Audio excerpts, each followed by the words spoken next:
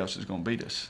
And that was their thinking too. And then we were going to throw it to another really good player, Michie Bowman. So we were in good shape if we could have got him out there. And speaking of Jackson Shipley, I don't know if you folks have seen the Longview paper on Thursday, but Jackson Shipley and Case McCoy highlighted an article there. And of course, we beat those guys the last couple of years. That just it proves what we knew last year when we faced Brownwood. Shipley he's a great one, isn't he? He's unbelievable. You know, he made those guys at BYU look silly, and so you know why that we were doubling him and wouldn't punt the ball and going for it on 26 or 27 and several times, and we were not going to let him beat us, and then we still got fortunate at the end, but he wasn't going to beat us by himself.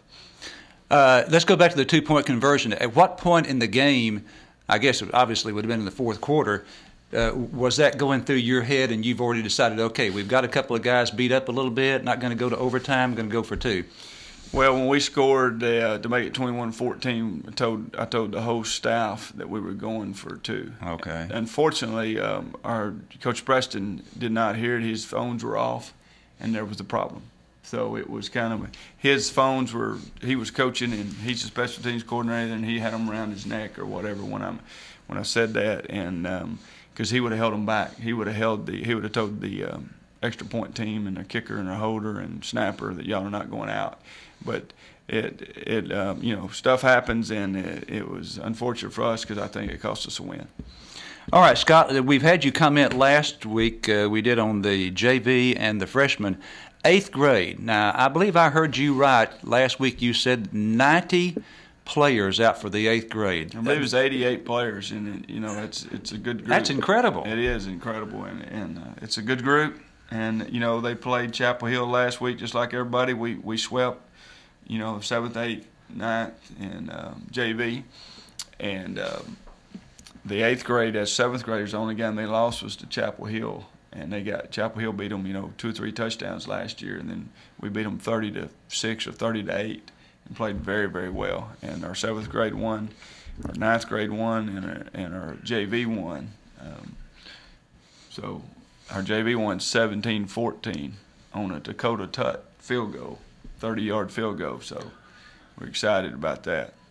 And what's really exciting about that is the number of sophomores you've got on the varsity, and they're still winning that JV. It is. We're very excited, and somebody asked me the other day, are we playing all these sophomores for the future? And I told him, to be very honest, we bring sophomores up to win right now. We're not worried about next year until next year gets here, and then but we are excited about the future. If you look ahead, we're excited about the future, but we're not looking ahead. We're wanting to see how good we can get this football team and see if we can get it in championship level. Well, in 4+ years, there's only 2 teams that have more than 1 victory against you, and that's Chapel Hill and Nacogdoches.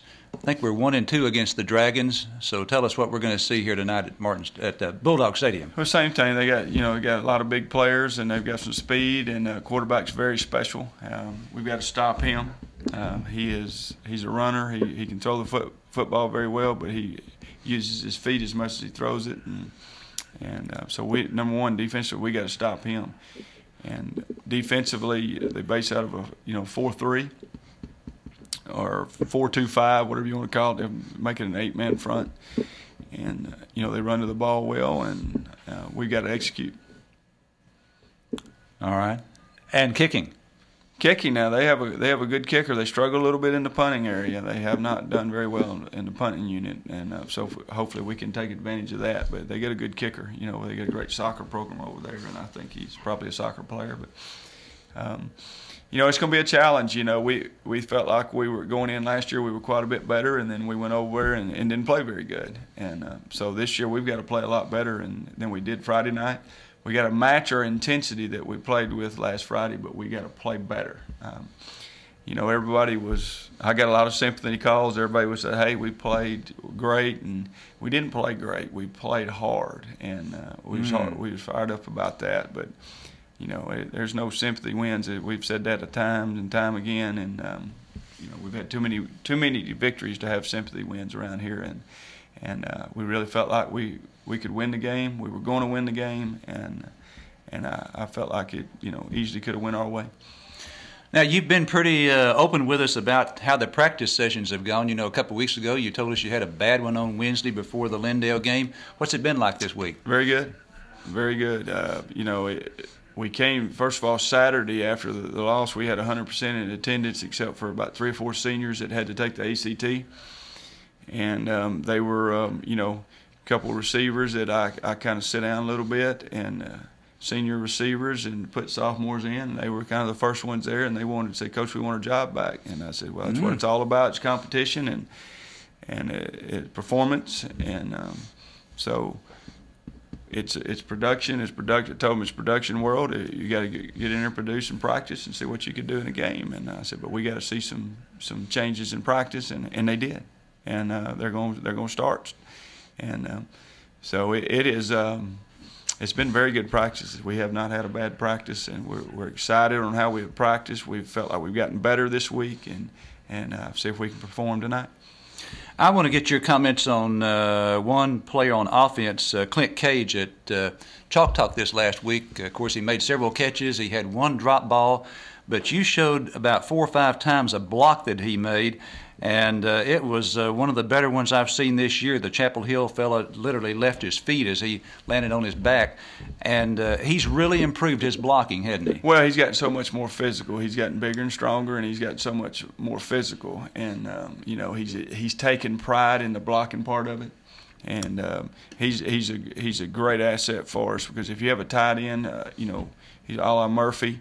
Trevor Murphy, you know, can block and catch, and that's what he's evolved into.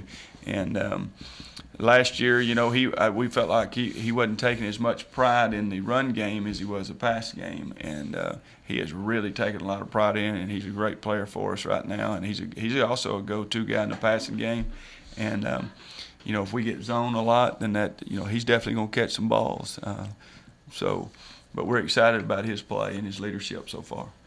I want to ask you about somebody I hadn't asked you about in a good while. Not this year for sure. Ryan Mallett, what's he doing? He's still with the New England Patriots. Just talked to him yesterday, and he's very excited. He said this is the life, and you know he wasn't the greatest. He's kind of like me. He wasn't the greatest class guy. You know, we both knew we had to go, but you know we wanted to go play all the time, and you know that's the biggest deal now. You know, he goes and gets to watch tape and football and do football all day for a living, and he eats that up. And you know, you could not beat him to the office every morning. He was there waiting on you. We'd meet at 6:30 a lot of times, or 6, and he'd be there waiting on you. And you know, you couldn't drive him away from the field house. And he's still the same way. He's a student of the game, but he's doing great. Spending any time with Tom Brady? Oh yeah. Oh yeah. I told him, you know, because they played on there Monday night, and I said, listen, you know, I didn't get home till late, and saw, you know, probably the last of the 4th quarter, but I did see the end of the game when they're shaking hands. I said, listen, you got to get by the head coach or Tom Brady, and you'll get on the camera a bunch so I can see you. He started laughing. So, but yeah, he's doing good. I thought your comments a minute ago about the Bulldogs were outstanding. You said we played hard, not great. Okay, tell us how we're going to play tonight. Well, I think we're going to play. I think we're going to play better. You know, I thought we played better than we did against Lindale. We didn't play very good at all against Lindale. We were very, very, very disappointed with it, not only our intensity, but you know, our execution and our performance. And this last week against Chapel Hill, we were excited about our. You know, it was fun. It was a fun game because everybody was intense. Even the players on the sideline, the fans. The intensity was there. Sometimes and we played so hard, and that's how we were in the game. You know, you don't have to play great all the time if you play extremely hard. And we played extremely hard with a lot of intensity, but most of all, we were very, very, very, very physical. I mean, you could hear the licks. You know, Lindale, we were not very physical. And, you know, we didn't put fear in those guys at all, and you could see that. And this week, you know, I don't know if we put fear in them, but they knew that it was either the secondary was popping them, the linebackers, or offensively we were very physical with them. You know, the cage crackback hit. You know, and so they knew that they're here to play, and we played hard. You know, if we'd executed a little better, I think we'd have won. What did the Chapel Hill coach say to you? Well, he knew coming in. He said we knew coming in. Y'all were by far the best defensive team we played, and the most physical team, and we proved that. He said we proved that, and he said he thought we were one of the top teams out there, and I said, well, I know you are. I know they're one of the top teams. If they can get healthy and get the quarterback back, then they'll make a big run, and I wouldn't be surprised if they win it. All right, tonight, Bulldog Stadium, 7:30 kickoff. It is homecoming. Carthage Bulldogs against the Nacogdoches Dragons. If you can't be there, but join us on KGAS. We'll have the starting lineups for you right around 7 o'clock. For Coach Surratt, I'm Larry Allen, wishing you a great weekend.